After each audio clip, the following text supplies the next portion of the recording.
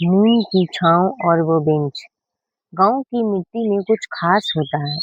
वहाँ की हवा में एक अपनापन, एक सादगी और एक अनकहा सा सुकून बसा होता है। ऐसे ही एक छोटे से गांव में था एक बहुत पुराना नीम का पेड़।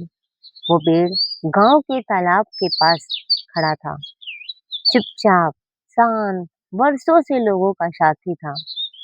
उसकी छांव में रखी एक पुरानी लकड़ी की बेंच वक्त के साथ कुछ टेढ़ी मेढ़ी हो चुकी थी, लेकिन उसका अस्तित्व अब भी वैसा ही था, स्थिर और सुकून भरा। हर शाम की शुरुआत वहीं से होती थी। शाम ढलते ही गांव के लोग धीरे धीरे उस पेड़ की छांव में आकर बैठते। कोई अपनी भैंसें चराकर लौटता, कोई खेतों से थका हारा आता और कुछ बच्चे खेलने के बाद वहीं सुस्ताते। पर इस बेंच पर सबसे पहले आता था दादा हरिनाथ। उम्र कोई 75 साल, लेकिन चेहरे पर ऐसी शांति मानो जिंदगी से कोई शिकायत ना हो। वो रोज अपना लोटा भरकर पानी लाते, नीम की पेड़ की जड़ों में डालते और बेंच पर बैठ जाते। फिर अपनी जेब से छोटा सा रेडियो निकालकर पुराने गीत सुनते। चल अकेला, चल अकेला, तेरा मेला पीछे छूटा, रास्ता पाया नहीं। गांव के छोटे बच्चे उन्हें घेर लेते और कहानियां सुनने की फरमाइश करते। दादा भी मुस्कुरा कर कहते, आज सुनाता हूँ उस राजा की कहानी जिसने अपने राज्य को छोड़ दिया सिर्फ एक नीम के पेड़ की छांव के लिए। नीम की छांव में रिश्तों की मिठास थी। इसी बेंच पर रीमा और विकास भी रोज बैठते थे। रीमा स्कूल में पढ़ाती थी और विकास डाकिया था। दोनों की बातचीत रोज यहीं शुरू होती। शिक्षा, किताबें, जीवन के सपने। धीरे धीरे इन मुलाकातों में एक खामोश प्यार घुलने लगा। किसी को कुछ कहने की जरूरत नहीं पड़ी। वो नीम का पेड़ और वो बेंच सब समझते थे।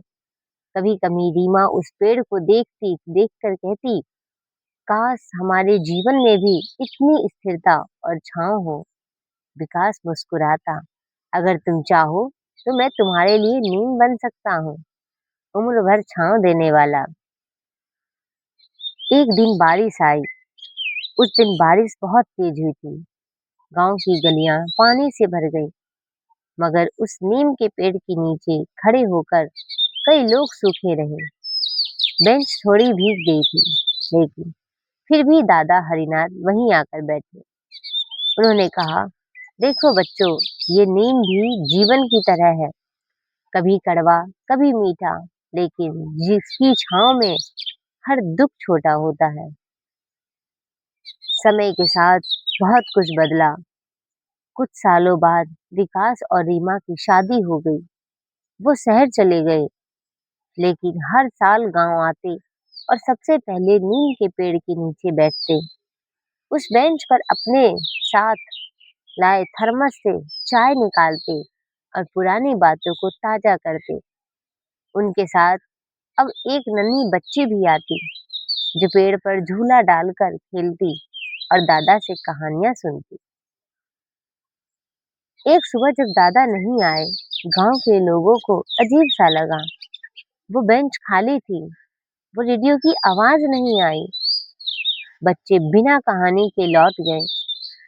दादा हरिनाथ उस रात अपनी नींद में ही चले गए थे, शांति से मुस्कुराते हुए। गांव ने उन्हें वही नीम के पेड़ के पास ही दफनाया। अब वो बेंच और वो पेड़ उनके स्मारक बन गए थे। बदलाव की आहट आई, समय बीतता गया। एक दिन ग्राम प्रधान ने सोचा, यह जगह अब बेकार पड़ी है, चलो इसे काटकर एक नया भवन बनाते हैं। गांव में कुछ लोगों ने हाँ में हाँ मिलाई, लेकिन ज्यादातर लोगों ने विरोध ही किया। रीमा और विकास को जब ये बात पता चली, तो उन्होंने गांव लौटकर पंचायत में कहा, इस नीम की छांव में पीढ़ियां बड़ी हुई है, इस बेंच ने हर किसी को संभाला है। क्या हम अपने इतिहास को यूं ही मिटा देंगे? बात सभी के दिल को छू गई। नई शुरुआत पुरानी जड़ों के साथ। फिर गांव वालों ने मिलकर उस जगह को एक शांति उद्यान में बदल दिया। नीम का पेड़ बचा रहा, बेंच को थोड़ा नया रूप दिया गया, लेकिन वो पुरानी लकड़ी का हिस्सा अब भी उसमें मौजूद था। उस पर एक पीतल की पट्टिका लगाई गई। यह बेंच उस प्यार, उस सुकून और उन यादों की गवाह है जो इस गांव के हर दिल में बसती है।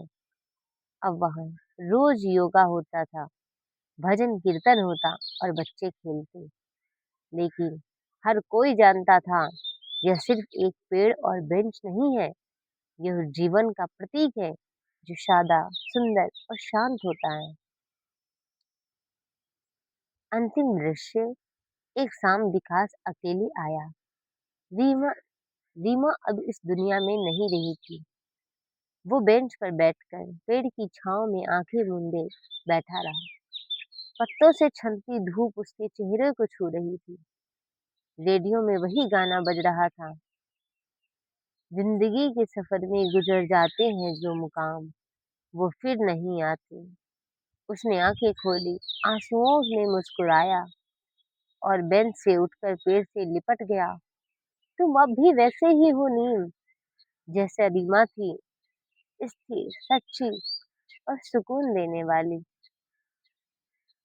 इस कहानी की सीख यही है, जीवन भागदौड़ से भरा है, लेकिन अगर हमारे पास कोई ऐसा जगह, एक ऐसा व्यक्ति या एक ऐसी याद हो जो हमें ठहरना सिखाए, सुकून दे, तो वही असली दौलत है। नीम की छांव और वो बेंच सिर्फ एक प्रतीक है, धैर्य का, प्रेम का और उस सादगी का जो आज के समय में बहुत ही दुर्लभ है। अगर आपको हमारा चैनल अच्छा लगे तो लाइक शेयर सब्सक्राइब करना ना भूलें। आपको कहानी कैसी लगी हमें कमेंट में ज़रूर बताएं। आपको नेक्स्ट कहानी किस टॉपिक पे चाहिए वो भी हमें कमेंट में ज़रूर बताएं। तब तक के लिए धन्यवाद। मिलते हैं नेक्स्ट वीडियो में।